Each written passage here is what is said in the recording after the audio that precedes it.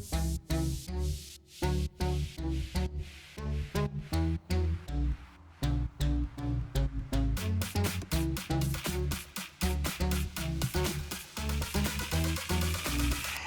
everybody. Welcome to Watch Rush Games' second Pride panel. Here we are in the building. I have my co-host, the one, the only. You guys love him, the PC Muscle Race himself, the Gunner Hunter. I love this dude so much. He is, of course, host of Crossroads on PlayStation Podcast, the stationary himself, Mr. LeRon. Focus. Happy Pride, y'all. What's poppin'? Yes. And everybody. We love this man here at Boss Rush Games. You cannot deny. Ever since his 1v1 with him, he has been a big contributor to Boss Rush Games. He loves to rant about games, and he got his good 90s smooth pop boy band here right now that is literally popping. Everybody, once again, give a standing ovation to the one, the only, Mr. Greysun Morales. Yes! Woo! Hey, Ed. Thank you for having me. Thank you so guys excited for to be here. joining us.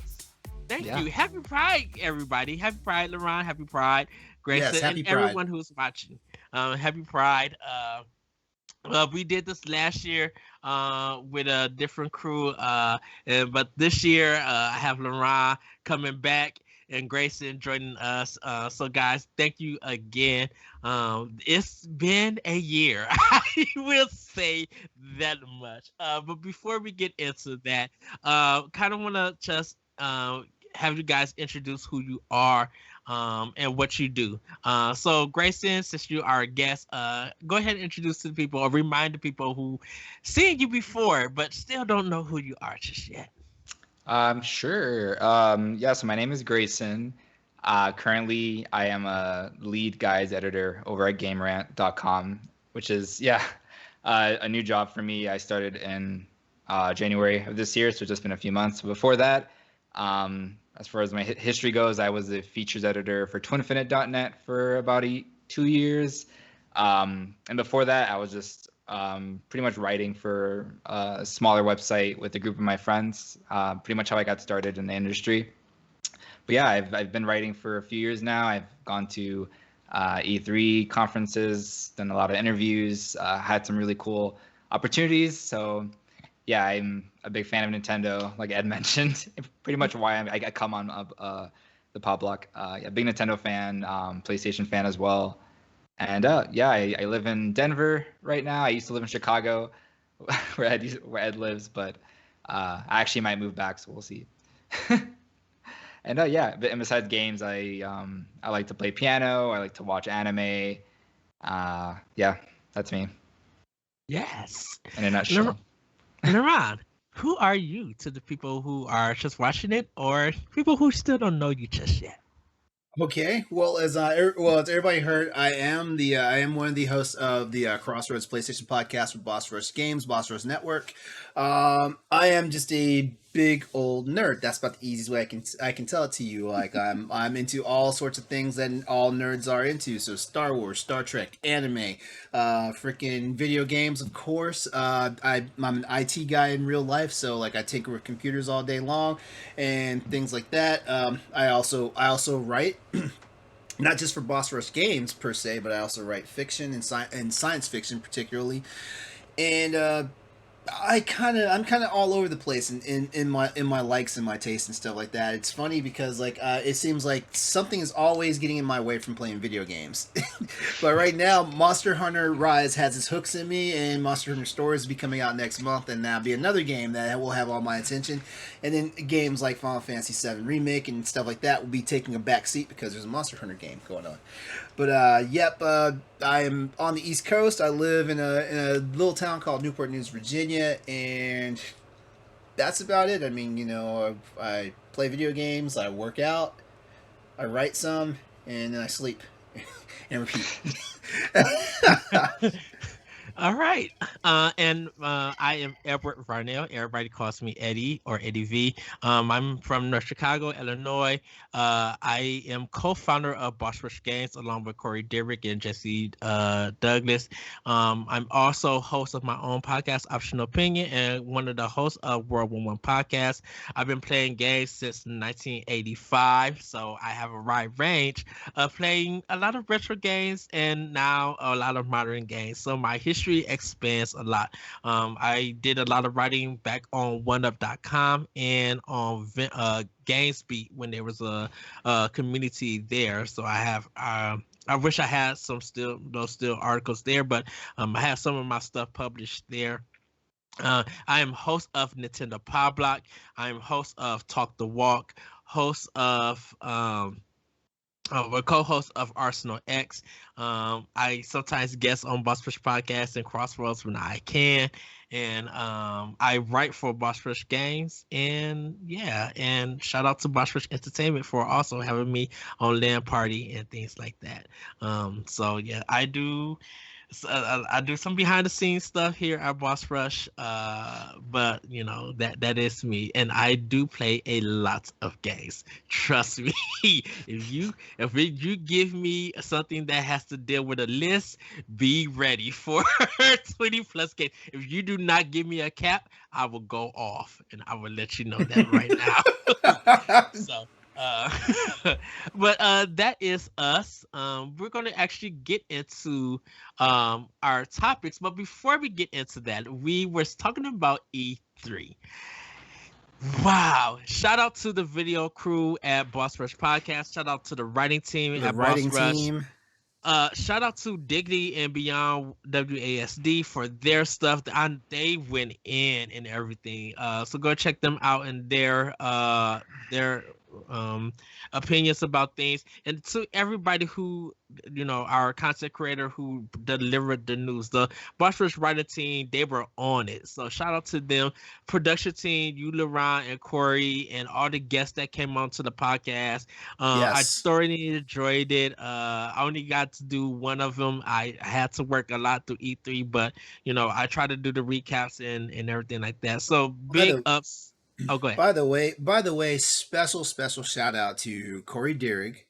Uh, Yes. that man put in some work. He did, Yeah. what was it? He did 5 straight nights of recaps with various different people of the crew and stuff. He did 5 different nights. I was on for 3 out of the 5 of those, because of course, like you Nintendo guys, like kept like barred me away from the final show.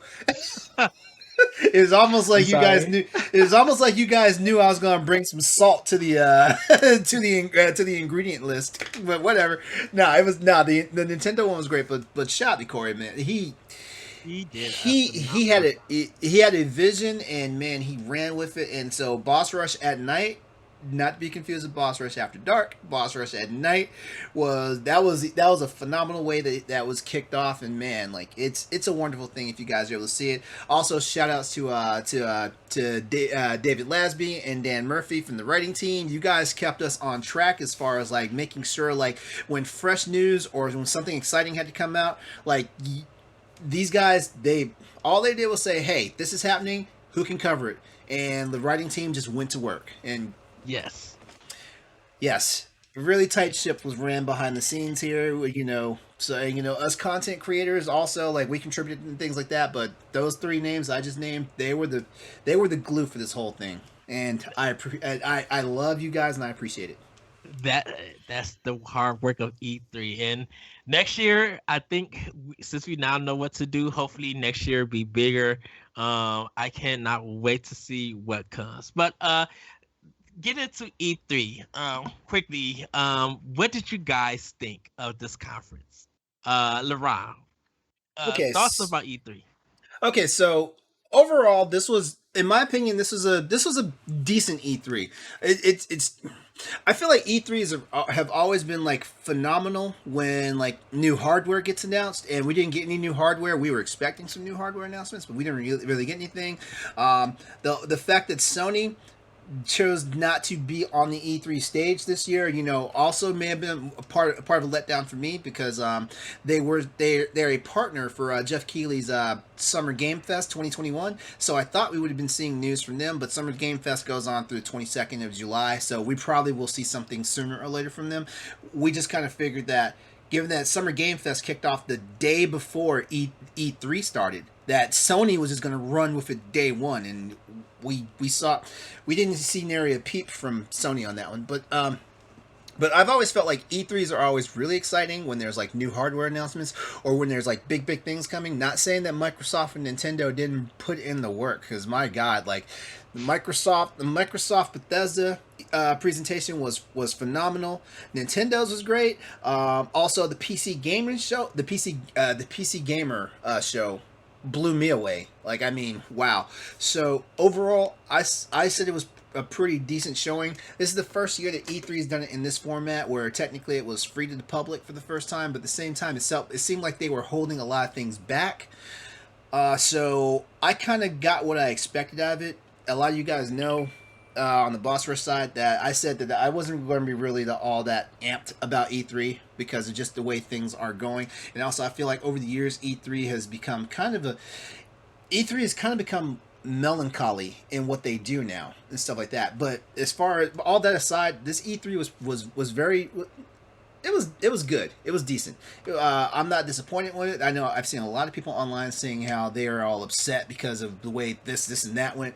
But overall, there could have been no E3, so I was satisfied with it. There was a lot of good news and stuff that came out. There were also some disappointments. Like, I don't know what in the world Capcom and Bandai Namco were thinking.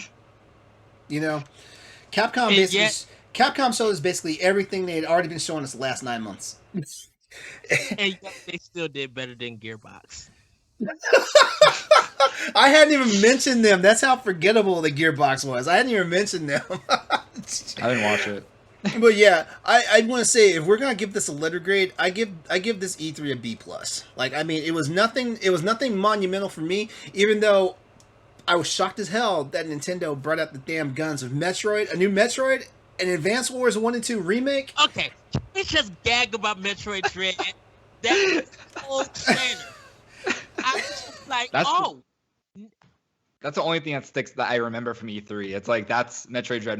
That's like the biggest thing for me. Now, the name is not getting me, but the fact that we're getting a new Metroid game, hell yes.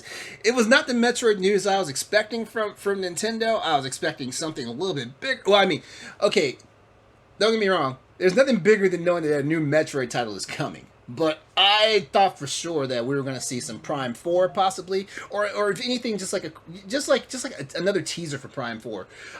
Or I thought that one of the greats from like the Metroid library was going to get revamped and revitalized, kind of a la Link's Awakening, something like that. I was expecting Super Metroid was going to be put on the table. I really was. You want to know what? I have a feeling that Metroid is going to get that Game & Watch treatment. I don't think those games were suited for Game & Watch though. But with Metroid, Metroid 2 and Super Metroid getting the Game & Watch treatment, I have a feeling that it may happen. It's a possibility. Just saying, it's a feeling. Yeah, I'm saying that it will. Okay. I mean, yeah, I really wasn't over the moon for the Mario one. Even though, like, I walked into Target yesterday and saw they still had a nice sizable stack of the Mario Game & Watches, and I'm thinking the Legend of Zelda ones are going to be the same way. So I don't know, if a Metroid one comes out, they might get $50 off of me. They might, because Metroid is my franchise from Nintendo.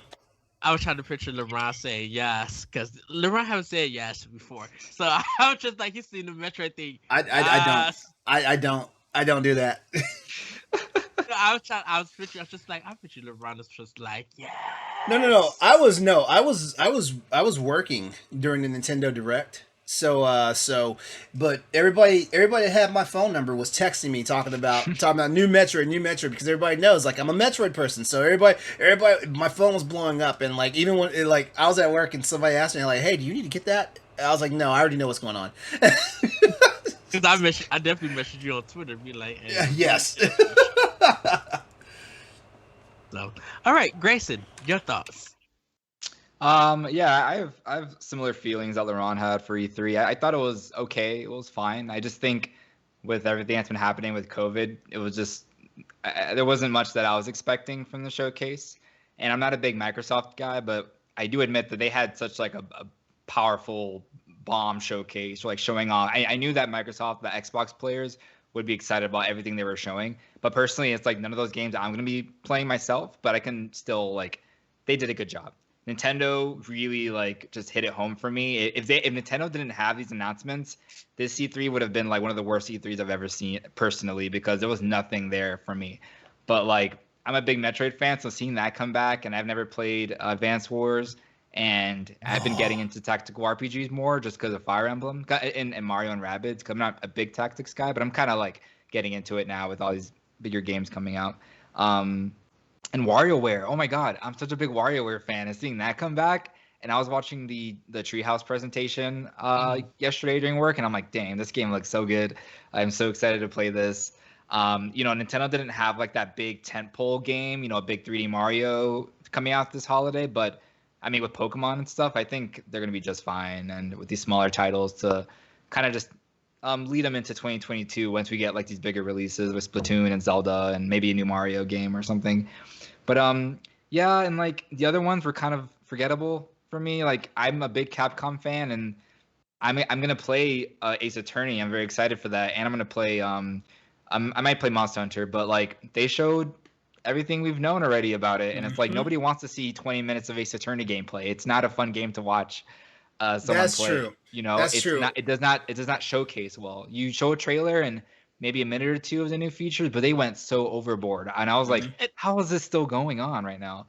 I think it's because they're trying to give it fair marketing. The way that they did Resident Evil Village, the way they did Monster Hunter and Monster Hunter Stories, like they're trying to do it where they make sure people remember that this game is coming out. So I think it's how much I think they're marketing, because this is a different thing for Capcom. I've never seen them market this stuff hard like that. Definitely for Nintendo, I have never seen them do that kind of even marketing. I think the last time they marketed something, LeRon, you may agree with me. I think Monster Hunter World was like the last time they like that was really their something. That was one of their big. That was one of their big. That was one of their big pushes. Like I mean, like they did something different with the equation from Monster Hunter when Monster Hunter World was in development. They really wanted to see like if they could do Monster Hunter in a more Western style, like Western gamer approach to it. Yeah. And it paid off in dividends and stuff like that. Like what kind of shocked me is like I was like, okay, like Capcom knows, like Capcom. If Capcom hasn't already, because I wrote an article like maybe a week before E3 started, Capcom had just hit like 7.1 million units shipped on Monster Hunter Rise. I thought if anything they were gonna put the news out that the PC version's on the way. Everyone knows the PC version has been rumored after the Capcom leaks. I thought we might have gotten news on that, or we may have possibly gotten news for that Monster Hunter 6 had started development, things like that. Which is the follow up to Monster Hunter World. Yeah, stuff like that. So we're expecting that, and not another expose on Monster Hunter Stories 2, which I am amped about. Like I love. As a matter of fact, I reinstalled Stories on my Game Boy Advance. I'm gonna play that for like a hot minute until Stories 2 comes out. And I also got to order the amiibos. but yeah, like I mean, Capcom. I feel like they probably fumbled with this one because, the reveal for the Great Ace Attorney is good. The reveal for that is good. But yeah, like they kind of dropped the ball with like showing the gameplay, because like me and my roommate, we were sitting there watching it and we're like, what's going on here? And I'd never played the Phoenix Wright games, but I did play the Harvey Birdman Attorney at Law game for PSP that was also Capcom, that also followed the exact same formula as the I did not Phoenix know Wright. that. Yeah, it follows the same formula. Yeah. Yeah, that's kind of how Capcom introduced like Ace Attorney. Yeah, I mean Phoenix Wright without actually being Phoenix Wright to like another audience. Well, what happened was that when Phoenix Wright ended up going $20 for the DS, and so it got popular that way.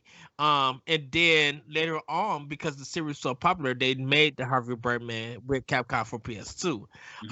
The Great Ace Attorney games never came to America. We ended up getting Miles Edgeworth and the other Ace Attorney games. That's when they started changing and doing different things. But because they couldn't localize the Great Ace Attorney, we all missed out. So we now got it, and these are like kind of like remakes in a sense. They also showed a trailer for Resident Evil 8, like we didn't play it already, or like it didn't come out, and then announced the DLC is coming, but they didn't show anything about it, which kind of was disappointing to me. And you spent a lot of time showing that game too. It's like you just showed like 4 minutes of this game, but didn't announce anything about it. Basically, like didn't show anything. I think Capcom kind of has recognized that the personal direct style, like the Pokemon directs, I think they kind of figure out people are tuning more into this, and we're able to market it more, in that sense. So they probably just like this one, they just thrown it together and everything. They know that people are loving Lady Damascus or whatever, Lady D, whatever she is. Lady D? I call her Lady Demistress. Throwing vanity sets and everything. I'm like, oh, good movie. Capcom know that the fan love is there, so everybody expected that there was going to be DLC. They probably thought that this is a single player game, that once it's done, it's done. Because like Resident Evil 7 didn't get any like DLC. I don't think they actually did that. They did. They got. Like I think it was at least one. Thing. Yeah. Yeah. Okay. So, but is that all? Is that all, Grayson? Anything else? Yeah. Like if I were to rate it, I would. B- sounds good too. It just Nintendo for me. Nintendo just raised the bar. So yeah, I would say Nintendo. Nintendo Did a great job. Nintendo did a great job in capping. From the big studios. They just had a good. Not only were the games they showed were good, but like the pacing of it all, I felt was perfect. Where I never felt while watching it, I never felt like, oh god, when is this over? And when they were showing games, When they were showing games I wasn't excited for, like Just Dance, they breezed right through those, and I really appreciated that. They knew like, okay, people are not going to want to see this game for that long. Let's just get through these games to get to the big stuff. And it was just really nice the way they set everything up. Right. Yeah. Yeah, I mean, but like lack. Why did they not want to confirm? Like, I mean, all these leaks have come out about the new hardware. Why did they not pick this time to confirm? We're sitting here thinking, they were going to confirm it like right before like E3 started. They didn't do it. We were thinking they were going to confirm it right at the very end of their E3 presentation. That didn't happen. We thought news was going to trickle out like on Nintendo Life or something. Nothing of that happened. Is like, why? Well, so, I mean, no. I know, and I understand. Yeah. Like Nintendo does what they want to do whenever they're ready. I get it, but at the same time, it's like, okay, but, Nintendo is kind of weird because like normally when leaks start coming out, like they will like.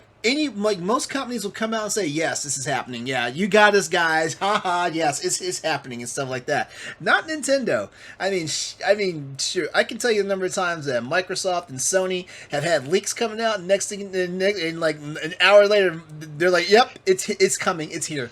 Yeah. Nintendo's like, Switch Pro, what? Huh? Where? They pull out their note. They pull out their notebook, like they're looking for. Like, nah, no Switch Pro here. No.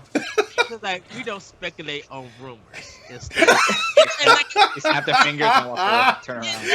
Right.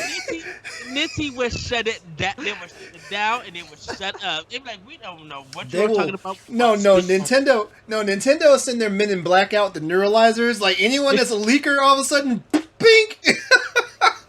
And plus, Nintendo's like they even said we're not working on new hardware. Once we do, we'll have. That's a lie. That's a lie. This is what Nintendo said. When Nintendo said something, oh, go ahead, Dara. Remember how like people were speculating that they were doing some VR thing, the Labo thing, Yeah. Remember how people were speculating and Nintendo was like, yeah, no, there's nothing like that happening, and then like 4 months later they announced it. The next day it'll be like a tweet. I think that happened with the 3DS, like one of the new 3DS or something. Yeah, like didn't a developer accidentally put out some information about the hardware, like because they were developing a game specifically for it. Nintendo and their shenanigans. I mean, hey, like the Switch It's is one of great. my favorite consoles right now, so I can't talk with too much crap about them. Yet. All right, Ed, what are your thoughts? Okay, so I do have an article that I written up with my grade, so I won't reveal what I'm going to give it. You guys are going to have to go to brushpushgames.com to read it and other articles it shows. Look at this! Look at this guy trying to run hits to his articles on BossRushGames.com. Isn't that cute? I said it in everybody else's articles too. Like I'm trying to plug Boss Rush Games as much as I can. But Hey, I plugged that your snack thing like twice in the Twitch chat just now. I'm gonna get some Hades for that. Speaking of Hades, yes, Microsoft did a really fantastic job. I did enjoy their presentation. I think the one thing that I have against it is that a lot of their stuff is for next year and for 2003. So it's good that we're getting a ton of games, but we're getting them for the way into the future. I feel Now, like because I need to say something about that because you brought up a good topic there. I think the reason why a lot of their stuff is 2022 and 2023 is because Microsoft, of course, after last year's presentation for the Xbox event, Microsoft had to get some affairs in order and things like that. But after the finalization of the ZeniMax Bethesda purchase and things like that, now they had to really get their house in order and stuff, and they need to figure out like a way forward that was most accommodating for all the branches under the Microsoft Xbox brand and stuff like that. So I think that's why we're seeing a lot of we are getting some titles this year, but it's not the titles we want. I think Halo is 99.99% confirmed that it'll be out this year. I don't believe it, but we'll see what happens. But that's the way I feel. I feel like they've had to restructure and get everything under their umbrella as tight as possible, so nothing's left out in the cold, nothing's straggling behind and things like that. So I'm not really complaining about their late delivery of when these games be released and stuff like that, because it just means okay, so it's halfway. We always know that consoles hit their stride halfway into their lifespan. Mm-hmm. Look at what Nintendo Switch has pulled out in the last 2 or 3 years, and they're in year 5 now. And man, it's still it seems like it keeps getting better. So hey, if Microsoft's mid life is the highlight, I'm ready for it. I'm ready for it. Yeah. And plus, I think there's going to be more system availability, and I feel like me and Corey talk about this, that they're going to have the Nintendo effect where it's going to be hits rolling out, stuff from first party and third and indies. And of course, if you got Game Pass, you got a really great deal with it. I have my thoughts about that, but I think that Microsoft did a very fantastic job. What really surprised me about Microsoft was Forza Horizon 5. Oh, and the reason why that surprised me, as beautiful as it looked, I didn't expect it to be coming out this early, because Motorsport 8 was supposed to be out before Forza 5, because that was that's normally how they do their game release. Motorsport would come out, and then Horizon, and then Motorsport. But because them building a new engine and everything for Motorsport, I think they're using last year's engine for Horizon 5, and then now doing something new. Horizon Is that coming out this year? Yeah. Horizon 5 is it's November 9th. Yeah. November. Yeah. This fall is packed with craziness of games. Yep. You know, and shout out to Sony, because I think Horizon Zero Dawn 2 is going to be major. That might not come out this year though, right? No. Sony's still acting like it'll come out this year. Yeah. But we haven't got any God of War got pushed, right? It'll be funny. It'll be funny if November is Horizon month, Forza Horizon 5 comes out, and then Horizon Forbidden West comes out in the same month too. That'd be crazy, and that'd be a really nice gimmick. Man, that would be the trifecta, because you got Horizon 5 for Microsoft, Horizon Forbidden West for PlayStation, and then you got Pokemon Diamond and Pearl in November. So that's almost, for some people, that's already $260 gone, depending on which version that you get. Thank God I have Game Pass. Microsoft, Nintendo, my apologize to Logan Corrigan and the writing team, because I screamed out yes so many times. I even said some words when Samus returns. Oh, I said, same, same. I was like, yes, me. I heard the writing. I heard the writer room Discord live was just Ed screeching and squealing with joy with this Nintendo stuff. I How much? was It was when crazy. when he was when Kazuya was carrying Ganon, me and David were just like, Oh. what the world is going? Lost my mind and then threw him and I died laughing. It was literally fun. And I had to hit LeRon up because I'm just like Kazuya for saying, because I know Tekken is one of your favorite systems. I Yeah. apologize to Ron for spoiling stuff. My apologies. No. I- It was not spoiler. If anything, it was unexpected to hear that Kazuya from Tekken was hitting Smash. I have my thoughts and opinions about that. You know, like I feel like I feel like there's, you know what? No, I'm gonna save it. I just there's a thing that's like it was surprising, but at the same time, you know, like anything goes with the Smash universe and stuff like that. Yeah. But I looked at his move list for Smash though. I'm like, man, this is pretty involved for like a Smash Yeah. character. Like most Smash characters have at best like 5 moves, you know. Like this dude got like a third of his freaking move list from Tekken in there. But you got to think about it. This is Bandai Namco. That's their own character. So Sakurai was probably just like, you guys know how to do animate them and do what's best. Go right ahead. Yeah. You know. So That's true. I just fell out laughing, and I assumed that you was watching it too, LeRon. So that's why I was just like, I was trying to gag with you about Metroid and the guys. Yeah. But when Nah. you said you was at work, I was just like, wow. Yeah. Because yeah, I literally lost my mind. So shout out to the writer team. Thank you for putting up with me with this direct. That Guardian of the Galaxy and a Plex Tale Plague Tale Re- Innocence. Requiem. Or Requiem too, yeah. Yeah, they just announced Innocence today. Yeah. I was just like, wait, why are we getting it? We never got the first one. And it was just like, oh, wow. That was me. I'll take the clown versions. I'll do that. It was just something unexpected. Yeah, Cruising Blast, I've never played in an arcade, so this is going to be exciting. But that Breath of the Wild trailer. Oh God. Okay. So, So much to talk about. So, for Pride Month, you guys were on the meme thing. Putting a jockstrap already on Link. Oh my God. Fly. I didn't see that. Look, no, LeRon knows what I'm talking about. Because I see this I before. You send me that? I was kidding. You want it? I'll send it to you. I was just like, I just wanted on the joke.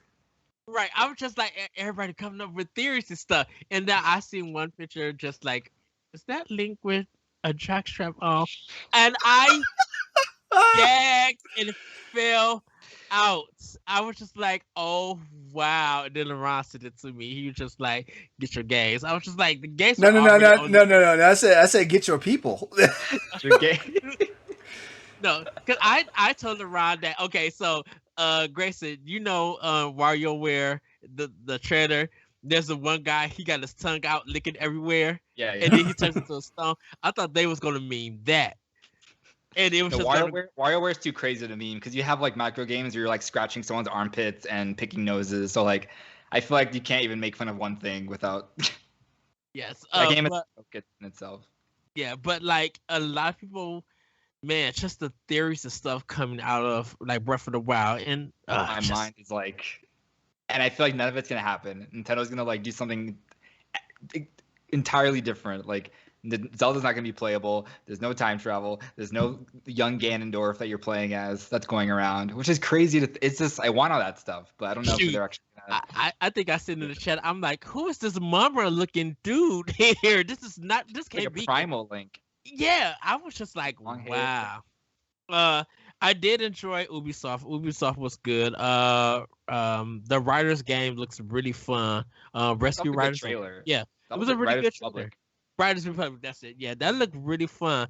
Tom Clancy Recon Rainbow Six Extraction. Looks like it's gonna be a ball. I'll probably end up trying that. Wholesome Games. I know that's Summer Game Fest, but the indies came through. The indies came through this Yes. year, and I want to I'm so happy that they were highlighted. The Tribeca Game Showcase, Wholesome Games Direct. Like, if you have not watched the Wholesome Games Direct, everybody go watch it. Great games, and the soundtrack to those games are phenomenal. Shout out to Kim Chi. She was on a women's panel. Just I love every time that she comes on and she talks games. She's so like, nice. She's so By friendly. by the way, you know what? That one segment of this of the day where it was like where we had like we had the women in games panel, and then we had the one before that. Why am I drawing a blank on it? It was Here our Boss Rush. no. Oh. During E3, An during, indie showcase or something. Oh, the Take Two Diversity. yes, okay, like every convention has these type things, whether it's anime conventions, whether it's gaming conventions, whether it's stuff like every convention has like these set things. Like, if you went to E3, in a live event, you probably would have seen this on there. I'm so glad they actually showcased those during the actual digital broadcast and stuff like that, because even though, like, at first I was like, what is this? Like, I'm not here for this. I want to see video games. Like this, like the information I gleaned off of like the diversity take on from Take Two, and the Women in Games panel. Of course I was gonna watch the Women in Games panel. As soon as I saw Jennifer Hale up there, I was like, yes, Fem Shep and freaking Rivet from Ratchet and Clank. Right. Like, yes, let's do. I'll listen to whatever you have to say right now, ma'am. I was so glad for David Lasby and I were tuned into it, and man, it was awesome just hearing some of the stuff that the strides are being made, because the Take Two diversity panel, they had representation for women and gamers as well. They also had a couple of LGBTQ creators and things like that. Like it was nice. If you guys missed it, yeah, it might be one of the more boring things to check out, but try and go back and look at it if you're plugged into stuff like that, because it's definitely worth checking out. Yeah, I think a lot of people thought that it was going to be game related because it's E3, but no, it was a discussion. I think it's worth, I agree, LeRon, it was worth checking out for that. So I'm going to get to my the last thing I want to say, because I think this probably was the most disappointing moment of E3. And there is not going to be not one bit of denial what I'm going to say. I think I know what you're about to say. Here we go. That Final Fantasy connection coming from Steam and mobile. Slap in the face. I have no words. I was so mad. I have no words. Do you? And I wasn't even mad that it wasn't coming to Switch. I'm fine with it coming to Steam and mobile. It was just that it built the hype that this thing built. It then said Steam and mobile. It was just like the high, and then everybody crashed. And then they showed mobile games right after that. They had a mobile game section. Yeah, just to crush you guys. Square Enix has always been on that BS though. Like, ever since they started doing these type of shows, they've always been on this BS where it's like they give you the icing without giving you the cake. Yes. Yeah. I think 100% of everybody who watched that was like disappointed. I wasn't so much, because the trailer got me excited, and then they say that, and I'm like, okay, well, now all the excitement is just gone. Jacob was livid. Yeah, he was so mad. I was just like, they don't want these coins. They don't want these coins. Okay, I've said this a few times before. Like, usually when it comes to mobile and Steam, like it almost always hits Switch next. Almost always. Like, look at Hades. Hades is a prime example. Like, look at some of the other games. Let me Hades is a different story, because Hades was on Epic Games and it was still on early access. We didn't know that it was coming to Switch as the full game. Okay. All right. Well, that's fair. Let's let me take a look. I'm opening up my Steam library real quickly here, because I know I got a few. Let me see. What was that one game? Where is it? This War of Mine. That was on PC before it ever hit like any other consoles, and then first console hit was Switch. Ah, Yeah, shoot, there's some other ones in here, but yeah, like I've seen more of a trend to where like if it comes out on mobile and PC first, it almost always hits Switch next because like it being on the mobile platform is kind of like a test ground for how it might work on like portable systems and and things then like it that. hits, then it And hits then, Switch, and we and get then reports. and then it eventually hits PS4 and Xbox One because everybody gets mad when it's like, why does it go to Switch first? I mean, I've had a couple of outbursts myself sometimes. Like, what? I was like, why the hell Hades come to Switch first? Square Enix, Square Enix put the World Ends with You remix or whatever on iOS, and I had like extra content that wasn't in the original DS version, but then they eventually released that Switch port. So I mean, Yeah, maybe it'll be a few years, but maybe we'll see that collection on Switch or something. yeah. So, Yeah. For sure. yeah, I give it to September. I do, Matter of time. yeah, I do my best, like freaking like fist shaking at at these companies when they do that crap. I was like, why did it go to Nintendo first? And it's not. I don't know why I get all irrationally upset because I do have a Switch, so I don't know why I get irrationally upset when it comes to Switch first. It was just the car crash on it. It was just like we are on the highway and it just hit something, and we were just like, what? Yes. I could probably hear the collective, like, you know, when you scratch the record, like when you scratch it, I can hear it. Yes. That's exactly what it was. So everybody, that was our E3 discussion.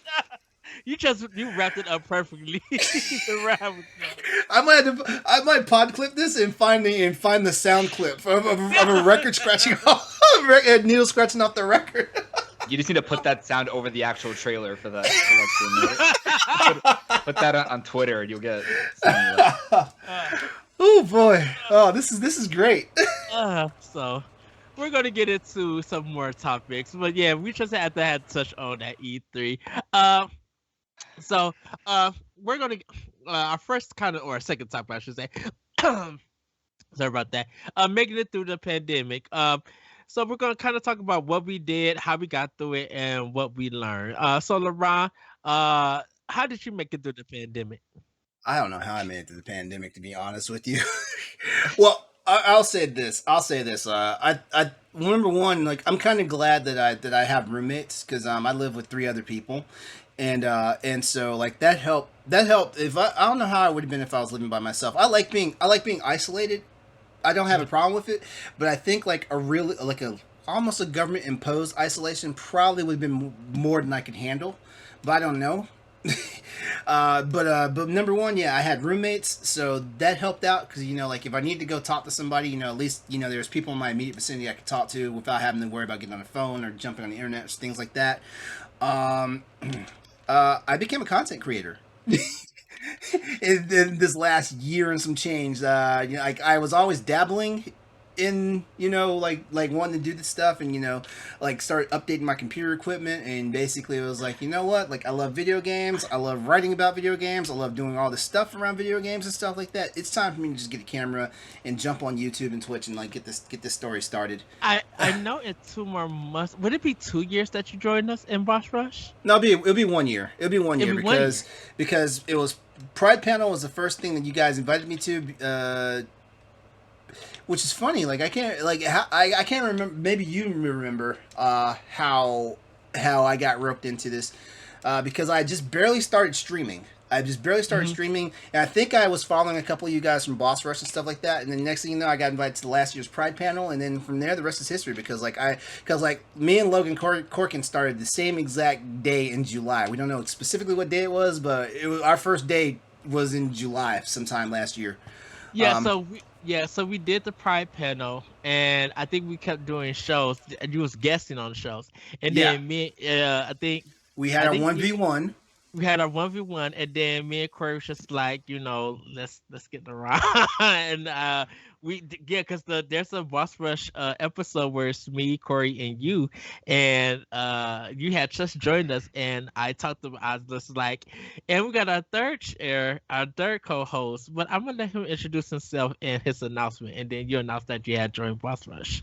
Yeah, Uh, yeah, basically, yeah, and it's been hell ever since. But it's fun. this has been a fun ride. Oh I yeah, will tell you that. I'm enjoying it, and I know every now and then like people see our discourses in Twitter chat, and it's like, are these two fighting right now? What's going on here?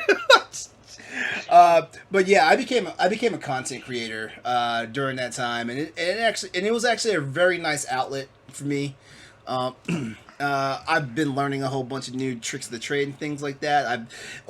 Also in that time frame, I've actually gotten into more of the production side of things. I know like some people are able to exhale because like I will step up and like, hey, I'll handle this, I'll do this, or I'll make sure this gets done and stuff like that.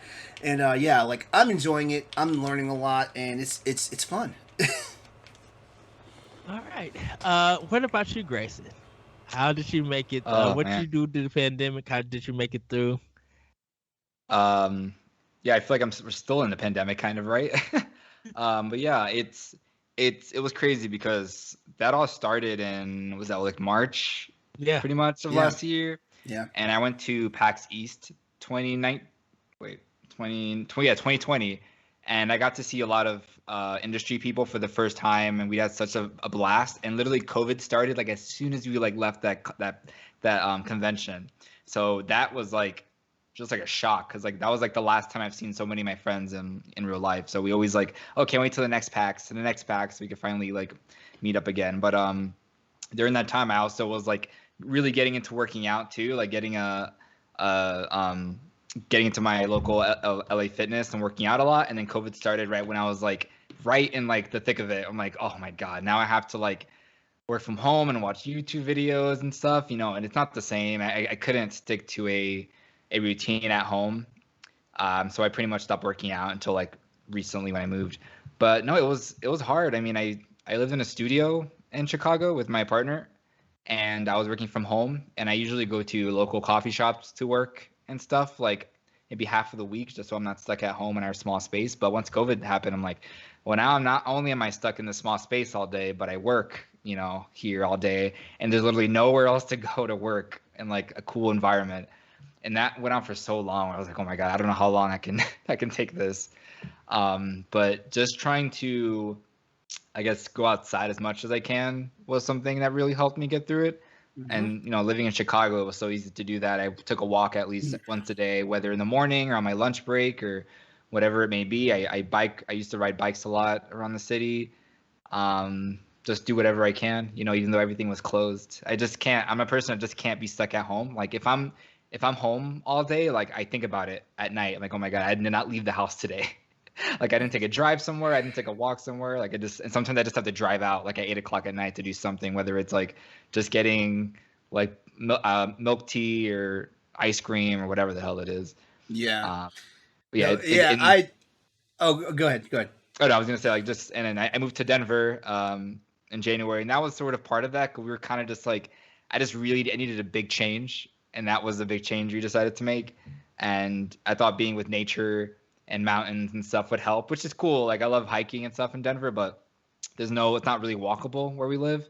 And that's really why I miss Chicago because I can't take walks anymore really around my house. I have to go somewhere else, drive to a park to walk or something, which sucks. But no, I've been working out the past few weeks, really getting into it, pushing myself. That's been helping lately. But yeah, it was so hard. Like it was just really hard for me personally, Yeah, I especially got last. lucky. I got lucky on the working out front because my personal trainer, before he moved, like he had a garage that he completely converted into a gym. That's So awesome. so he was like, "Hey, just come over to my place. Like we'll keep this going and stuff." So that was one outlet. But I agree with you about the whole getting out of the house thing because like even though I'm a homebody and there's there are days like it's like, oh, there's a birthday party. Oh, okay, whatever. Oh, there's this going on. Okay, whatever. Yeah. Or like what's the meme where it's like everybody knows you're coming to the party, and then over here like you got yourself getting into bed at the time the party starts. I'm one of those people by trade, but God, like there were days it's like I gotta get out of the house at least once. At least once, even if it's, my job technically didn't stop. I'm an IT guy and stuff like that. So like I did get a chance to go out and go to like different office spaces and stuff, and have a quick little socializing time while I'm doing the work and stuff like that. So that also played into it. But yeah, like shoot, there have been quite a few days where I was like, like me who's not a runner, like I got out and ran like 5Ks every other day because I had to be out of the house. Yeah, I would too. And you would think that video games would be sort of a source of like comfort for me, but I didn't find myself playing more games during COVID. Like if anything, I feel like I don't play games that much at all anymore. Like I play a game for like an hour or two at a time, unless I'm like really, really, really loving it. Like unless I'm playing like I'm playing Ratchet and Clank now, and that's a game I can kind of play for like a good amount of time just because I'm having a lot of fun. But usually I'm like after an hour of games, I'm like, what, I just want to put it down and watch YouTube or Twitch or whatever. I don't know. Games to me, I can't sit down and play a game for like 12 hours straight. Like some people can, like all the time. I just like, I feel, I don't know. I wish I could do that because I can finish this my backlog. Right. But, yeah. I don't know. I just can't. It's a thing about getting outside too. I just can't sit down for that long without feeling like, oh, I should be doing something else with my time. I kind of guilt myself into like, not for playing games sometimes. My backlog is laughing at me because it's like not only did you squander like 15 months where you could have played through me, but you also added a handful more titles to it in the process. Look around. I'm the opposite of you guys because I had to go to work and I had to be at my job when I was scheduled, and I had to deal with some of the most craziest people during the pandemic. I have been yelled at about not having toilet paper, not having mask, not having just certain things that we had sold out. And I just seen, I know in the world of retail people have attitudes and stuff, but the pro edition of Karen's was just extreme. And I was just like, ma'am, sir, these people are, I'm like, we had to limit stuff and we couldn't, they would be like, well, if I bring my kid in, your kid don't have a $50, he's only 6. Like, he's going to spend that $50 bill on getting some Fortnite points. He's not going to be trying to buy some toilet paper.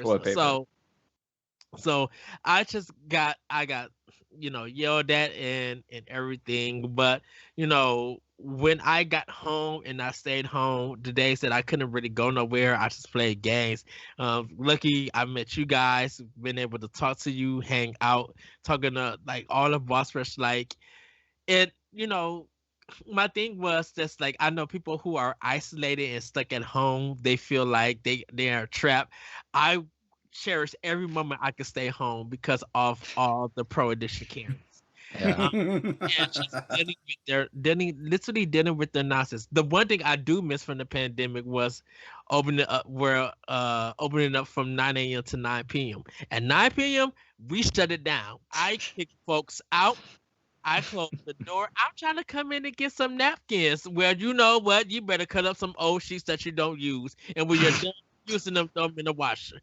And no, you can't get no Tide or anything. You know what? This first world problems here, but this is something that I really appreciate it. I appreciate the fact that like fast food places like McDonald's, Wendy's, Popeyes, and all that stuff. You could order before you leave the house, and it'd be ready for you. That's all you gotta do is show up with your phone or whatnot. Why the hell? Like, I feel like this should have been a thing like for the last 5 or 6 years, not last year. Finally being a thing. Like, Jesus Christ, what is going on here? I used to do that. I used to go to McDonald's a lot for lunch in Chicago, and I would order on the app, walk over there, and I'll just wait in the corner until they're Exactly. Talk to anybody. I can go fast, get in, get out. Exactly. Like I mean, like you know, like it's. We should be worrying about people getting vaccinated and stuff like that. We're caring about the fact that we can order our freaking Big Mac combo before we get Talk there. about Uber Eats in general. Like Uber Eats saved Yep. my life last year. Oh Like, God, yes. Uber so much for food. Also, congrats to all the people who learned how to cook during the pandemic. Pisses me off because every time I went to the grocery store, I couldn't find an ingredient that I needed because you guys all of a sudden became like pandemic chefs, you know.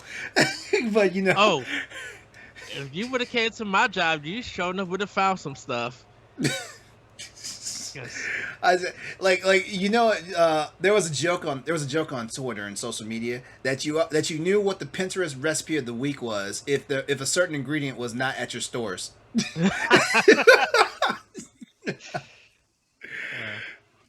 Rice-A-Roni, what the heck? With basil in it. What the heck? Where's all the cooking flour? Where's all the cake flour at? What happened?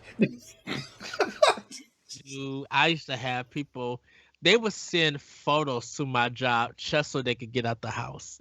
And like, we're sending photos of our trip that we took in 2005. I'm like, wait, what? And it only would be one photo. And the reason why they did it so they could get out the house. It was fun. But yeah, I made it through by playing games, talking to you guys, like writing, recording Boss Rush stuff. And catching up on my backlog when I can. And some days just straight being a dumbhead and watching Netflix and YouTube and cutting my brain off. I'm like, I don't feel like thinking. I don't want to solve nobody's problems. I'm not a therapist. I'm not a psychologist. I'm not getting paid for this. You haven't even sent me a food stamp yet of put a down payment on your bill. I don't got time for this. So That's another thing. That's another thing I'm ashamed of. I didn't even hit my backlist of like TV shows and Netflix stuff that I could have went through either. Like I was busy learning so much about content creation and stuff like that. A lot of my there's a ginormous span of time in my YouTube history that was like DaVinci Resolve stuff, Adobe After Effects stuff, Adobe Premiere stuff, and Photoshop stuff. With a sprinkle of some Monster Hunter strategy here or there. Yes. So that's kind of how I made it from the pandemic. You know, I think what we all learned is that people could cook, people would know how to act the fool, that it's important that we do get out and socialize or just do something and take time for ourselves, definitely for our mental health and everything, because that is very important. And we are and also that if anything like this happen again, we are all prepared for it for next time. Yeah, like also don't waste your time on anti-maskers and anti-vaxxers. Just let them go to their little corner of whatever and just let them, you know, be miserable. Pretty much, yes. And if they're not paying you or paying your bills, don't pay them any attention. Exactly. Now, if they do spend, if they want to spend some money, there's some collection of games that's $100 plus some dollars that they could give me for a Switch. Then once they do that, they can complain after that. Other than that, hush your mouth. But yes, but we're gonna move to our next topic that LeRon brought up, and me and LeRon actually had an earlier discussion about this in the week. And Grace, now I kind of want to hear your thoughts too. And LeRon, I'm gonna let you speak more on this one: queer awareness and acceptance. So LeRon, go ahead and speak about that. Okay, so basically, over the course of the week, as we were planning things, for basically how we were going to do the panel for this show that you're in right now. Ed and I, we just got to talking about some of the dating woes that people encounter and stuff like that, and then it all of a sudden became like this nice dialogue on like acceptance and overall awareness in the queer community. Basically, the way it breaks down is like, I mean, you know, like there's a real problem that goes on in the LGBTQ community, and it's all about acceptance. Basically, I mean, you know, like you can just go on social media and you can see where people are fighting about like body image and stuff like that as it applies to like, you know, like sexual attraction, things like that, or even just likability, like who do we want to hang with, like the cliques, like, you know, you've got the cliques full of jocks, you've got the cliques full of like the, you know, I'm going to use the queer terms today. You got the jocks, you got the twinks, you got the bears. Like everybody's all in this clique and everything, and like it's hard to find. It's hard to find acceptance in any of these groups and stuff like that. But the one thing about the awareness and acceptance that we really zeroed in on is like we need the community is failing right now with the trans part of the community. Like we really are. I mean, like yes, like we can be allies and stuff like that, but for some strange reason, like trans people always get left at the far outer edge and stuff like that, and that's one of the things that we need more attention to because like they're now having the fight for. Well, they were in the fight with us for like marriage equality and all this stuff, but now they're trying to fight for their own rights and stuff like that. I mean, it seems like every week you go online and stuff like that. Someone's trying to ban people from like participating in sports, going to bathrooms and stuff like that. And by the way, the bathroom thing is kind of stupid because like everybody uses the same bathroom in my house. Well, I mean, we have 3 different bathrooms in my house, but you know what I mean, right? There's no such thing as a men's room and a women's room, women's restroom in a house and stuff like that. Why is it a big deal and stuff like that? I have my theories on and stuff like that, but basically, trans people are fighting for. I hate to say it, they're fighting for their lives right now. They're fighting for their lives and their lifestyles and their livelihoods and stuff like that. And like that's one of the things that I feel like the queer community overall is missing a key fact on.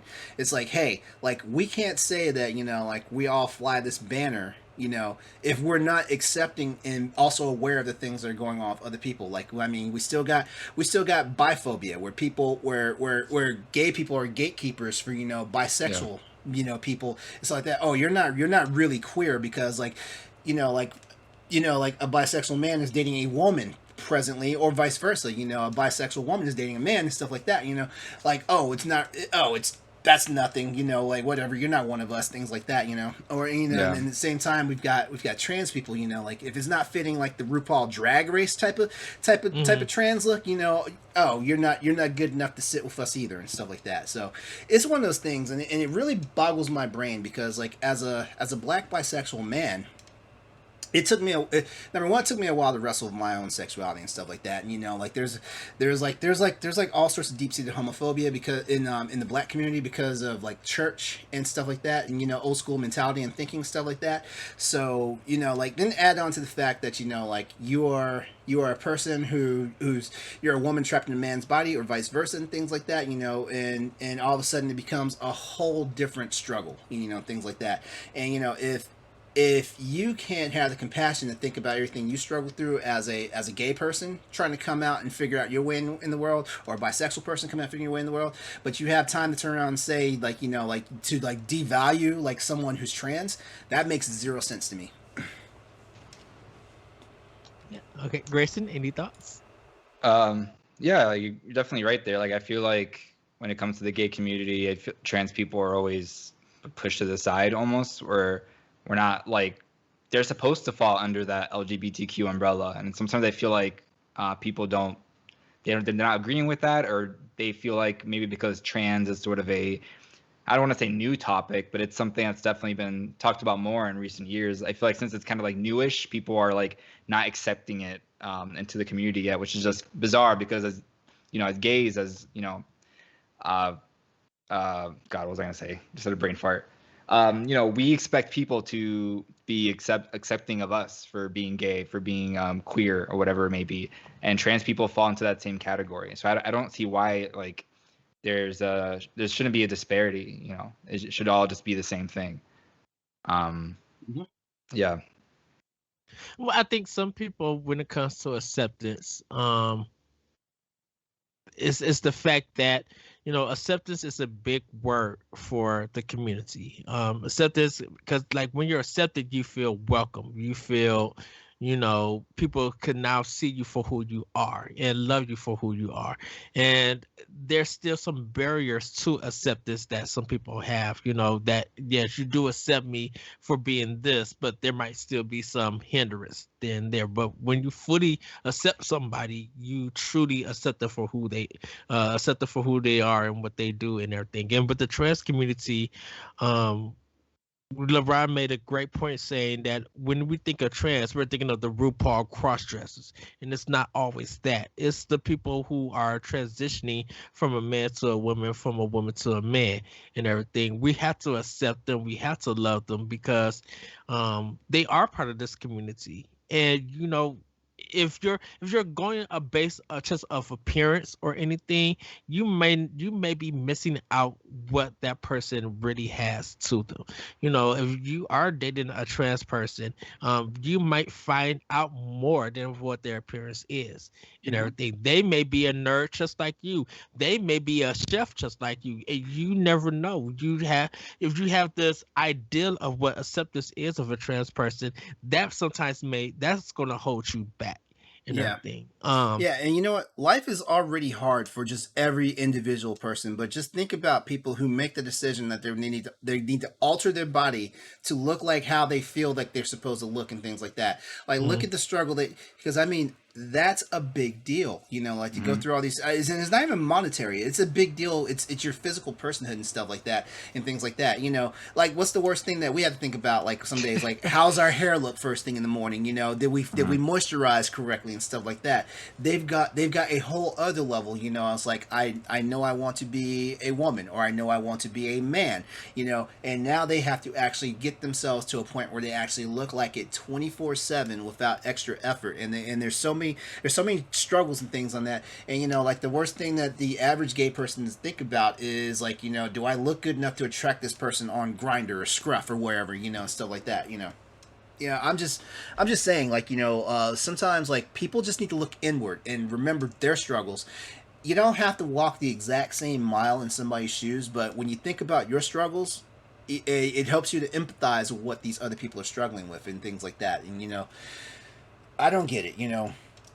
Some people feel like if you're accepted by the straight community, you feel like, okay, I'm being seen. I know who I am. If you're not being accepted by the gay community, it's very concerning because it's just like, why can I be accepted everywhere? Why can I just, you love me for who I am? Nothing about me has changed. Yeah, my preference is different, but nothing about me has changed. I still could fix a computer. I still could hook up your cable. I still could do this and that and everything. I could make you a bomb meal if you need to. I still could do all of this stuff.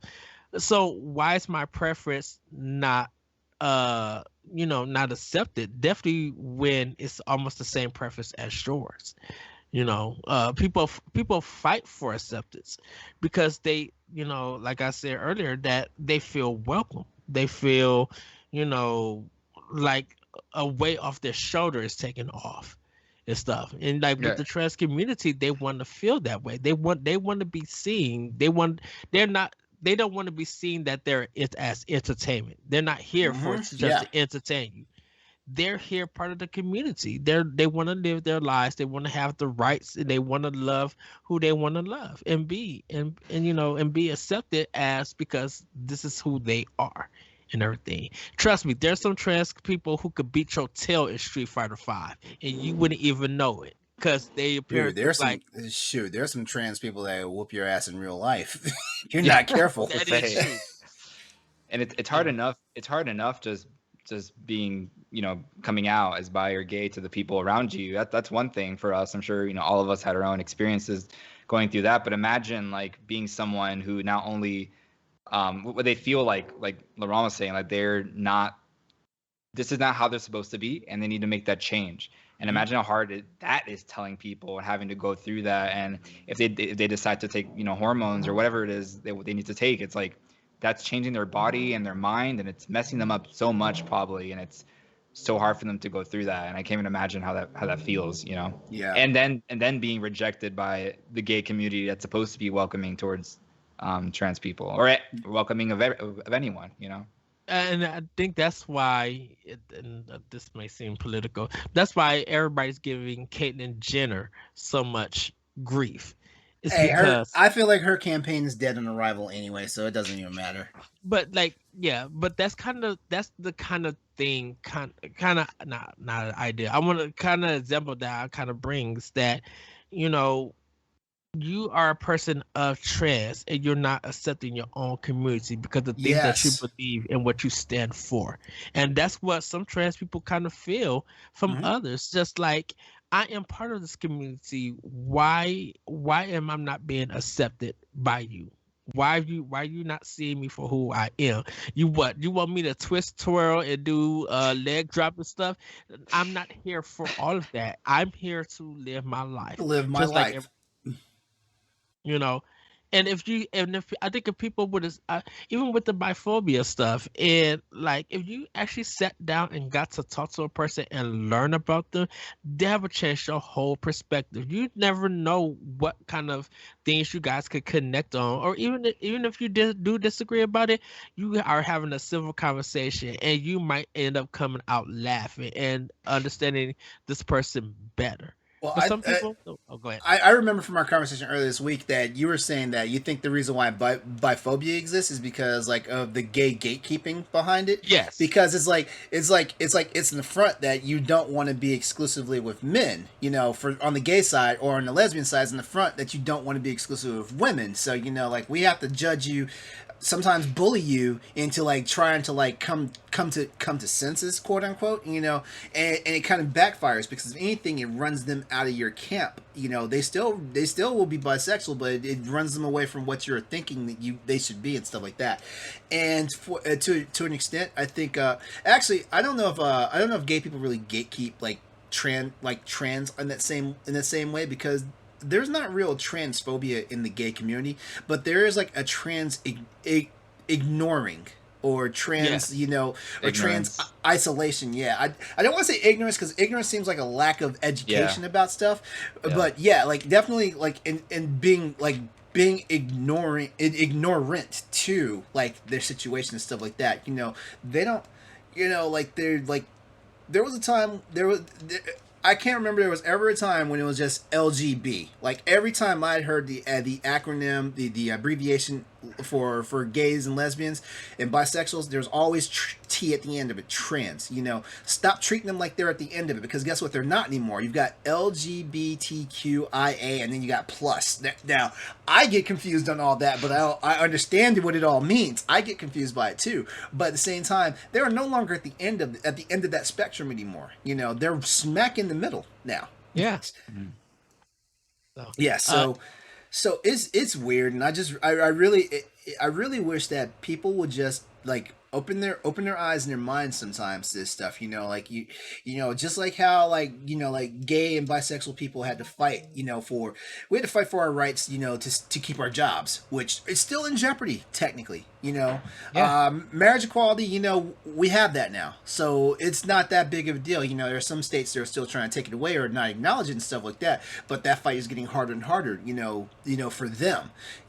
But now like the they always go after low hanging fruit, and the low hanging fruit right now is trans people. And like it doesn't help when we have like presidential administrations saying that trans people should not do this, they should not be in the military, they should not fight for a country they shouldn't fight for a country that doesn't like them anyway. This sounds like black people all over again.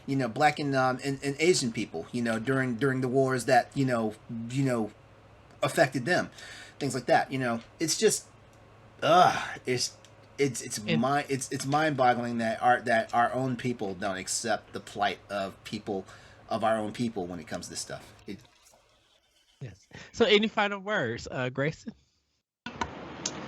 Be accepting. That's all I can say. For I real. mean, we need to just like, the world's so bad enough, and I think we learned that the past 18 months with the election and COVID, how there are some really terrible people out here in this world. Well, we already knew that, but it just really just came out. We just need to be more accepting of everyone, of all kinds of people, and not like push people who need help the most. Yeah. I have several friends who I've seen transition or just have changing their pronouns and whatnot. And all we need to do is just say, okay, what do you want me to call you? Like, people don't. I hate when people get upset about, no, I'm not calling them they or them. It's not proper grammar. It's not right. I'm like, just that's what they want to be called. It doesn't matter. Like, it just should be. There shouldn't be a question about it. You just do it. If my friend's like, hey, I go by they now. Awesome. I love it. Like I love that you're open. Oh, You can tell me that. a whole other conversation. The pronoun thing. That's a I don't. whole other Yeah, conversation. because then you have like Zur and Zum, and I know it can get kind of like there are things I don't really know about. I shoot. There are terms like I don't understand like different kinds of sexualities as well, but even if I just say Look, be accepting of whatever it is, if they are attracted to a toaster or is attracted to nothing, I'm like okay, you do you. Look, if you were Kevin and your name and I was Keisha, I'm gonna call you Keisha, and I'm gonna call it a day. Yeah, that's the other thing too. I don't understand. when it comes to pronoun things, and I think this is more of a straight thing than an LGBTQ thing. But I just want to go ahead and say it right now. Like, okay, as a straight person, you have a preference to what you want to be called, and everybody respects that. If you want to be called a sir, a ma'am, or whatever, everyone respects that and stuff like that. Why can't you afford the same courtesy to binary people? People who do not want to be considered like you. Just because I look like a man doesn't mean I am a man or want to be called a man. Just because I look like a woman doesn't mean I want to be called a woman or like treated like a woman and stuff like that. That's another thing that we can have another conversation about that at a later time. But yeah, like it makes no sense. If you have your preference for what you want to be called, you have no rights to disrespect somebody when someone corrects you and say, hey, I would prefer to be called this, please accept that. And then you still got your. This is why Gina Carano no longer has a job at Disney. And we're gonna move on to the next set. It's a whole other topic. You're right. Which is your topic, Grayson. This is supposed to be a fun one. Favorite LGBTQ characters. Grayson, I'm gonna let you take over for this section. Oh yeah, sure. So there are a few games that come to mind when I think about this, but in actuality, the list is really short for LGBT characters in gaming because I feel like it's been like we don't have that many iconic characters. I could probably name them like on my hands, but not much else. But I really like Life is Strange, that series. So from Life is Strange 1, you have Chloe and Max, and I just really like the game never really like states like, oh, this person is gay, this person is queer. You just kind of see these characters interact with each other, and you can kind of just get a sense of it. And I like when games do that. I hate when they're like, oh, this is the gay character because they're flamboyant and they're gonna be the gay character, But they just like these two, like with Max and Chloe and their relationship and how they interact and how they speak with one another and the scenes that occur in that game is just like it's beautiful to watch unfold. And I love those two characters so much. And Life is Strange 2 as well with the older brother, I forgot Max or Sean Daniel, I forgot his name. But there's a choice you make in the game actually, because he's hanging out with this guy at work or whatever, and you have the choice to kiss him. And when that happened, it was so unexpected. I'm like, oh, okay, so he's actually interested in him sexually, which I didn't even, or romantically, which I didn't even like think about happening. But of course I chose to kiss the character, I think, just because I wanted like a gay moment in that game. But yeah, those games do a good job of like, well, the writing in the first game can be a little bit cheesy hokey sometimes, or hokey a little bit. They fixed it with the second one a little bit, but I think it's still like a pretty good representation for LGBT characters. And I also want to give a shout out to Iconfell, which is an indie game that I talk about a lot, which is on Game Pass. If anyone hasn't played it, I have it on my Switch and I need to start it. Yeah, that game is. I think every character is like gay or a part of the LGBTQ community because it's a story that takes place in a school, like an academy, like a wizard school. So, and you have like a group of teenagers and there's like turn-based RPG. But they're so adorable and cute, and they all like, one's gay, one's bi, one's just like non-binary. There's people that are not attracted to anyone. And I just love how so I guess in that one specific character, but I just love how that game also just what they do with their characters. It's a very good. It's probably like one of the gayest games I played. Like what's the name of it again? Iconfell. Spell that for me. Ikenfell. I forget the developer's name, but the music is done by the same people who work on Steven Universe, which is a fantastic show. Okay. But that music is so good. Like, and it's a turn-based game, but it's like a strategy game almost because you could jump between tiles and move around like this battlefield. It's so good, and it's not that long at all. I totally recommend it. It's on Switch too. Yeah. Yeah, those are the two games I had in mind to talk about. But I I also could like go. Gone Home. Gone Home is a good one to Yeah. mention, I think. Uh, I could go next if you still. Yeah, go. Yeah. Okay.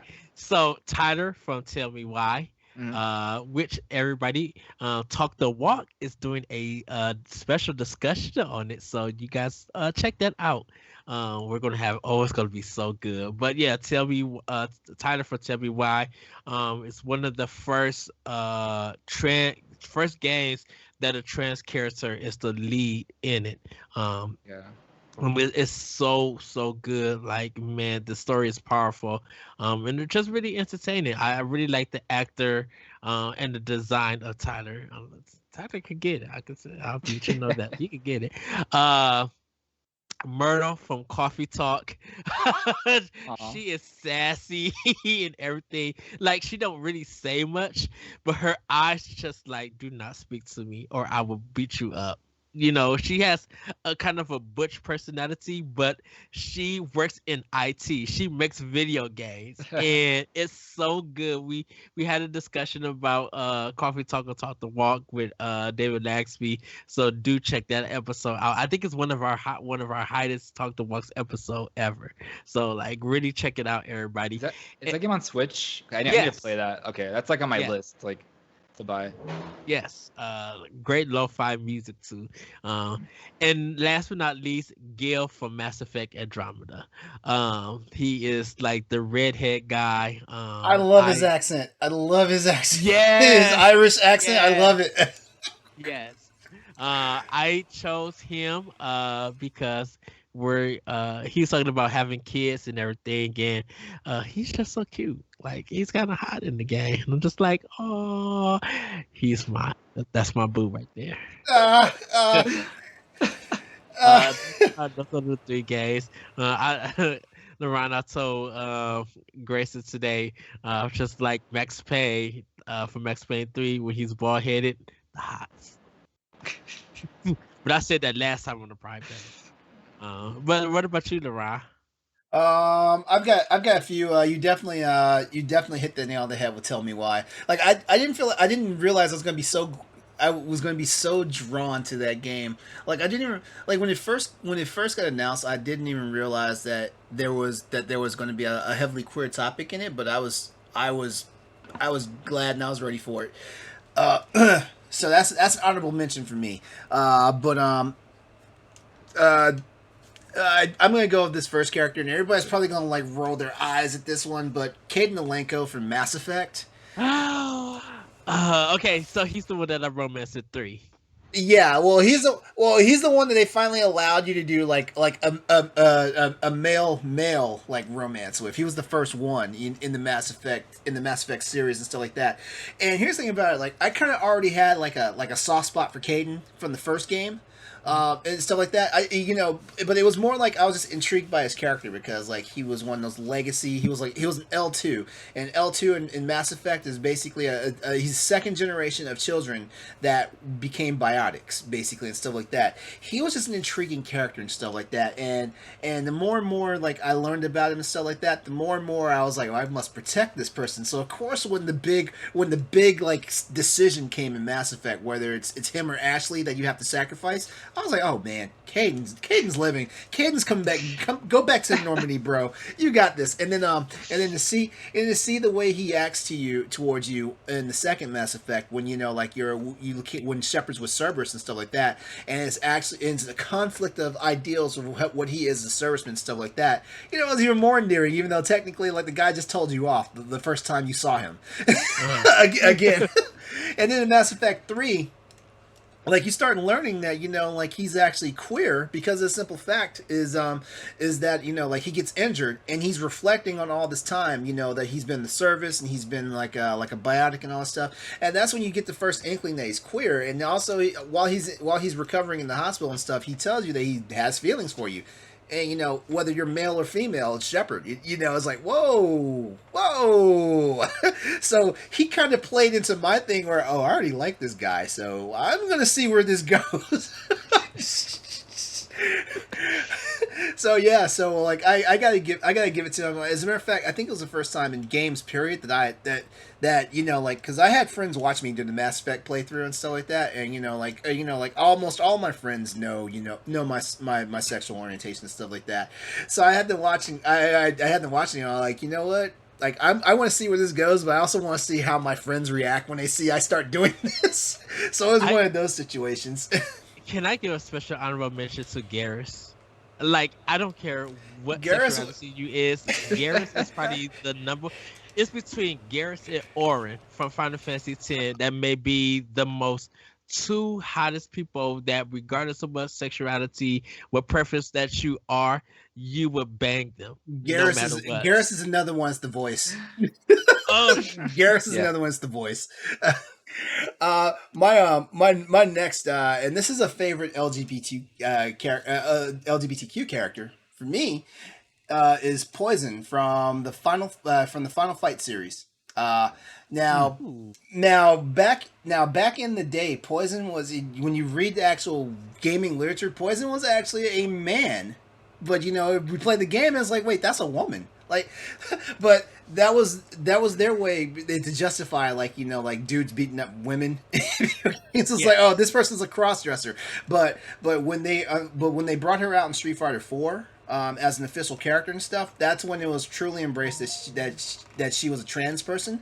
And stuff like that. And you know what? Since then, like, she's taken a life of her own and everything. It's funny because I mean, like, as far as characters go, that's a really hot lady. The pink hair, like the Daisy Duke shorts, the white crop top and stuff. And now she's all like super sophisticated because the world of Final Fight has changed and all this stuff. And like everything's gone corporate. So now she's wearing the power suits and all this stuff. And it's like, man, like, just do your thing, Which is funny because when it came to the Super Nintendo, they changed Poison to a man. Yes, exactly. And it was just like, well, okay, I understand it, but it's still a gay character. Yeah. So yeah, but I mean, like we lived in we've gone through some crazy times here in gaming history and stuff like that. Like and like the world has gotten more accepting and things like that. But Poison is one of my favorite. I mean, she pissed me off in the original Final Fight games. She whooped my ass, but how? I used to beat the crap out of her. No. There was some cheese factor behind her character, especially if you're already tangling with somebody and you have your back to her. Oh yeah, she'll mess you up. Oh, I'll do the special attack and do like the roundhouse kick in the air. All right. Look here, man. Look here. Stop making me inadequate in my video game style. Look, I have to tell these hoes, look, back off. I'm doing some work right now. I'll smack you around when I get the chance and then get my one up. First, let me hit this barrel, get this turkey out first.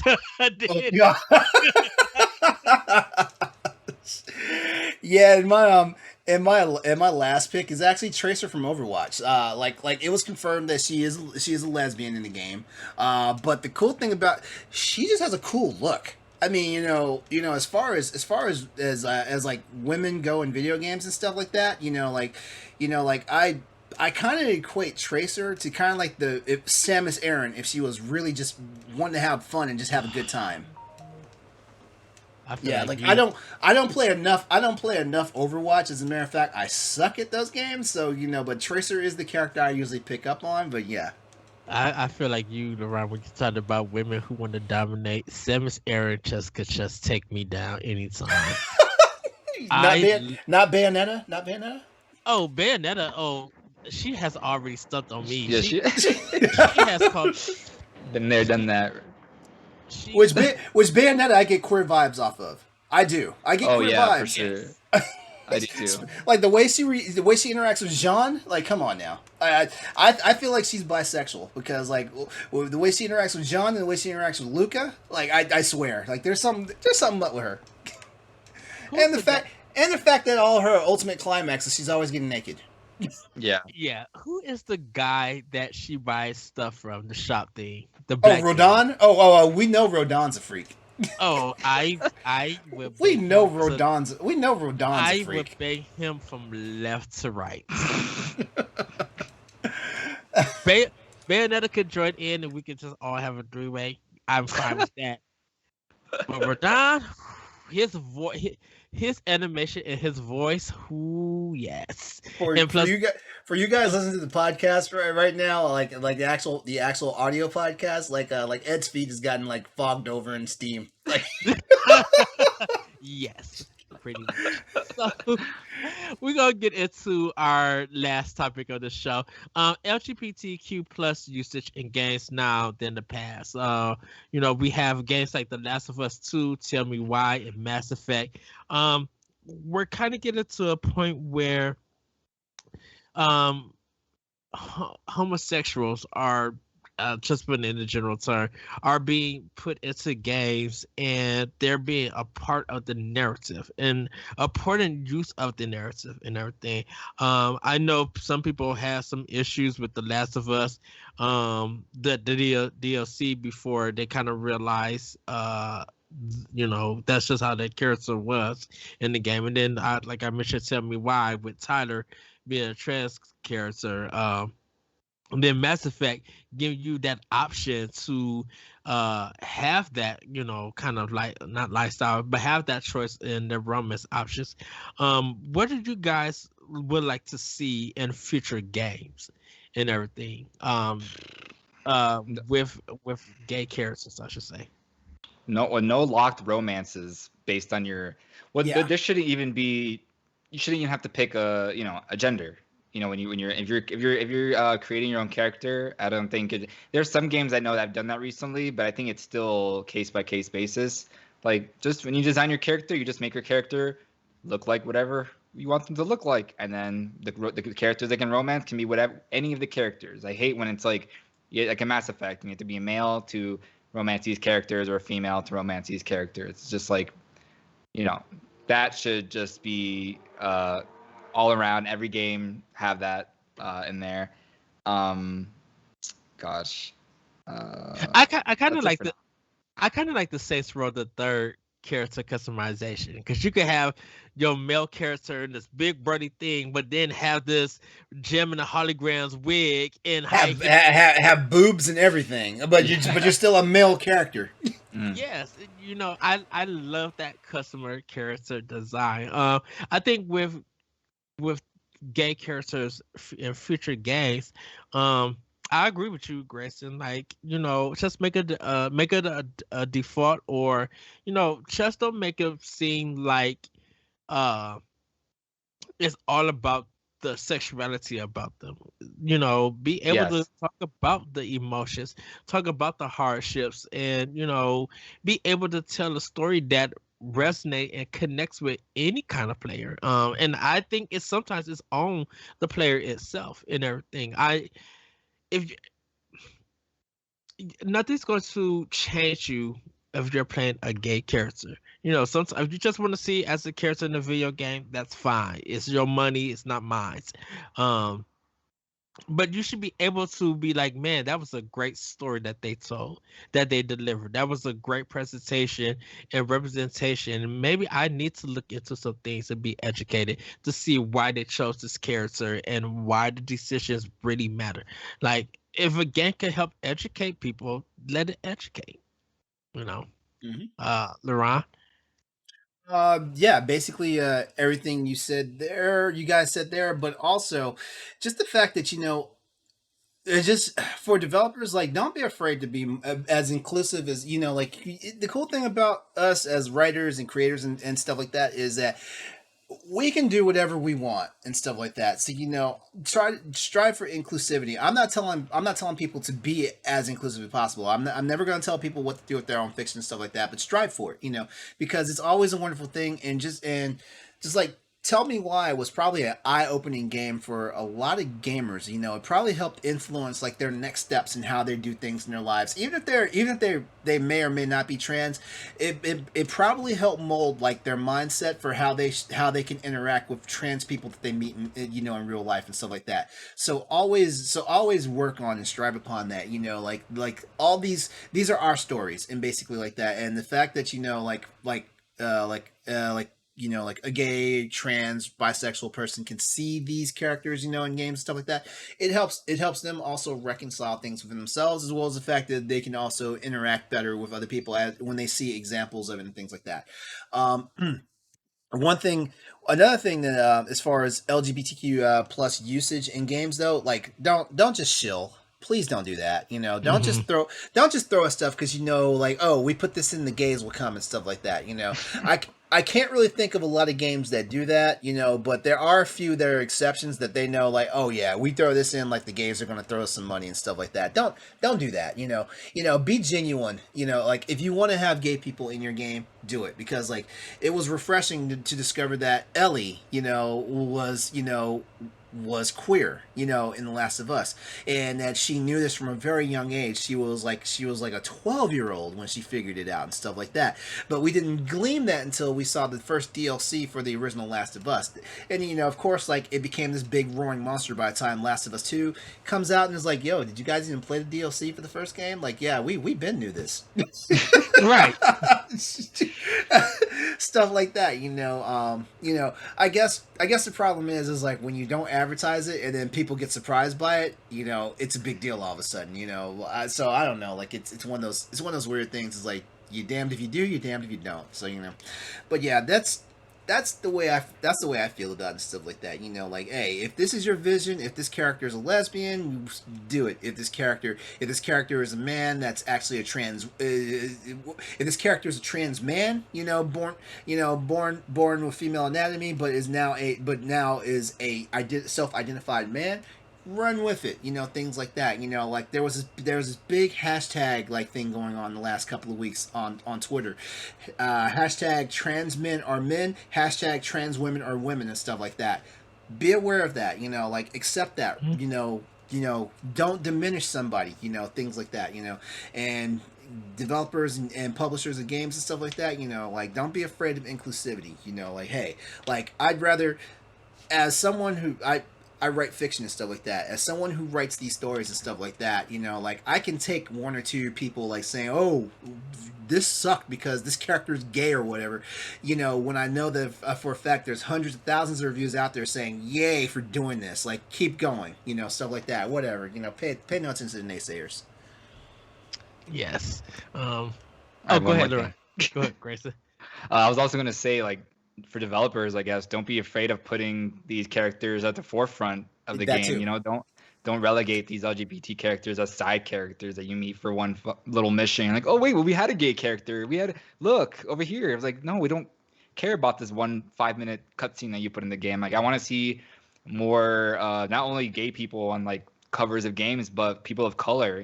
I'm thinking of all the gay characters in gaming, and they're all white. And that's a problem.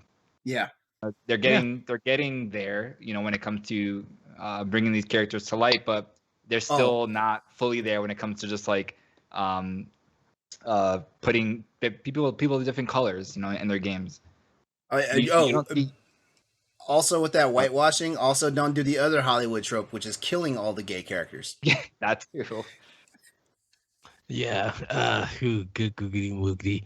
There you just said it. Killing black characters or any. Yeah, exactly. Yeah, like just don't do what's popular. Don't kill us. Right? Yeah. We deserve to live too. We like to live. Right. Definitely for me as a bisexual myself, I definitely want to see different races, like Asian, Black, Puerto Rican, whatever race. I want to see more of that into games and how they go about it.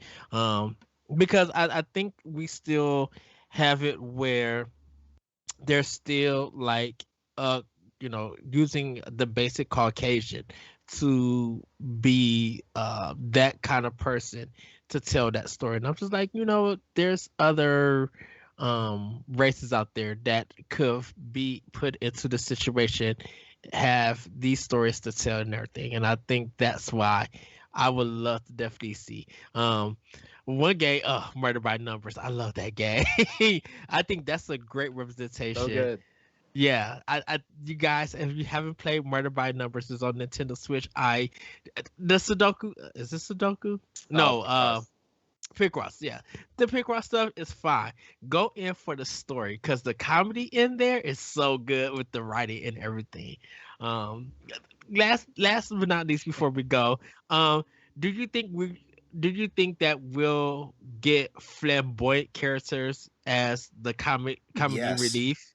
Oh, Uh, it's comedy relief. Oh. Oh, oh, I mean, if I, or if you believe just like we're going to still get like over the top flamboyant characters, uh, well, how did you guys even feel about that? I feel like it's coming soon because like for the fact is look at popular like, TV media right now and stuff like that. Like we see a lot of like overly flamboyant characters as lead characters. Like look at Jack McFarlane from Will and Grace.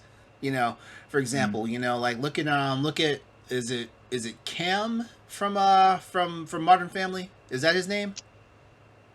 Is that the redhead? The couple. No, Wait. the heavy set guy, the other husband. Oh, I forgot his name. Yeah, okay, Yeah. yeah. I'm not a Modern Family person, like, but like I feel like we're still gonna see those as caricatures and stuff, like because like it's easily accepted, and I feel like we're going to hit our stride in gaming where we see that. I really hope it's not a thing, but we'll probably see that. But you're saying as side characters, we're probably gonna. It's hard to say because I feel like when it comes to that, like I feel like there's a lot of people in the straight audience that just want to be like, oh wait, why'd you throw this in here? Stuff like that. Mm. So side characters, I see that as less of a probability as opposed to like flamboyant characters being more towards the main characters. That's just the way I Yeah, feel. yeah, because I keep seeing the Pokemon one where the guy sees in the green uh clown outfit. He starts running and he's like, "Oh, hello, head there, Sugar Plum!" Like, and then they make some sneaky kind of sound effect. I'll have to find the name of that. Uh, but everybody, that has been our Pride panel. We did it, guys. Yay! I'm so Woo! excited. Yeah. Um, we're gonna get it quickly into some plugs. Grayson, go ahead and plug. Oh yeah, sure. As you guys can see on the Twitch comments, if you guys are watching live, you can follow me on Twitter at Greysun Morales. You can find my writing at Game Rant, and I'm also going to be on a PAX panel. Yes, next month, I forget the date. Yeah. July 17th. How did you know the date? I don't. That's terrible. Hey, Um, like I said, we're when it gets closer to time, we're here at Boss Rush. We're gonna try to promote you as much as we oh, you can. guys are too nice. Yeah, July 17th. It's a Saturday. PAX Online panel, the top 10 Nintendo games of all time. So it's gonna be me, my friend Brendan Groom from Pass the Controller, Cameron Hawkins. Yes. He's featured on IGN podcasts, kind of funny. Lily Zaldivar, she's currently working on Callisto Protocol, which is very cool. Oh Uh, boy.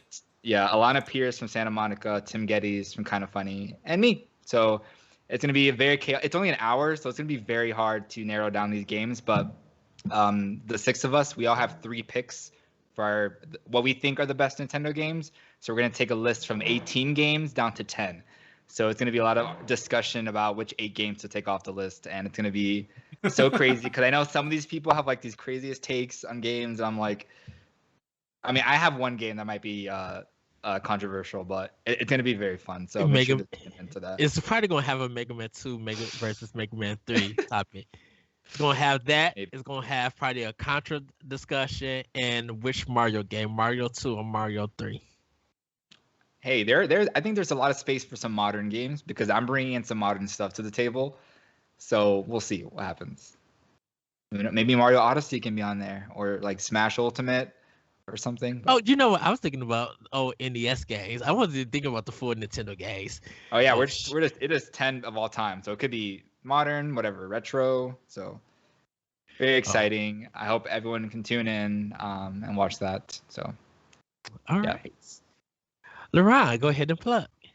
All right. Well, you can find me on social media at Exodus803, EXODUS803. Thank you for checking us out today for the Pride Panel for Boss Rush Games. On my Twitch channel, twitch.tv/Exodus803 as well. And you can find me on various gaming platforms also under that moniker and stuff like that. Tuesday nights, I host a podcast show for Boss Rush Network called Crossroads, PlayStation Podcast. We talk about everything Sony and PlayStation involved. So definitely come check us out. It's 8 p.m. Eastern Standard Time on this Twitch channel right here, and I think I hit everything. I'm a regular fixture. I'm a regular fixture on the Boss Rush podcast, and that usually premieres every Sunday night on Boss Rush Games Live. Twitch.tv/Boss Rush Games Live. And I think I got everything now. Almost. And yes, everybody go to Exodus 803 on YouTube and subscribe to him. Great content that you guys will want to check out. You really want to follow him and be able to check out all the power clips for Crossroads, their PlayStation, some of the gameplay stuff. Like, really go out and support that, because you would not be disappointed with that. For me, you guys can follow me on Twitter at ThatButcherCode. Check out Nintendo Power Block on Mondays at 8:30 p.m., 7:30 p.m. Midwestern time, I guess. You guys can also check me out on Talk the Walk. Check out Optional Opinion on SoundCloud and other podcast apps. Check out World One Podcast at podbean.com. Some great things are coming along. Go to Boss Rush Games and read and follow us on Twitter for at Power Block Podcast, and on Boss Rush, I think Boss Rush Network on Twitter. I think that's our is it Boss Rush Network for our Twitter thing? I think so. For our Twitter? Yeah. Our Twitter is at Boss Rush Network. Yes. So you guys can follow us there. Once again, happy Pride, everyone. From me, Greysun, LeRon, and everyone here at Boss Rush Network, Boss Rush Games and Boss Rush Entertainment. We guys want you to have a safe Pride. Go celebrate. Go talk to a trans person. Go interact with them. Get to know them. Make them feel welcome and accepted. And one more thing. I know there quite a few cities are actually opening up to have pride parades and stuff like that. My God, like y'all better not try to exclude like kink from pride. Come on, y'all. Do better. Do better. Do better. Let the kinksters in. Let the trans people in. Let the people who only dress up as women on Sundays in. Come on, guys. Like, do better. Yes. Be you. Be more. Be better. Be kinky if you want to. And with that, everybody, we will see you next time, or actually next year, for the Boss Rush Games Pride Panel. Bye, everybody. Take care, y'all.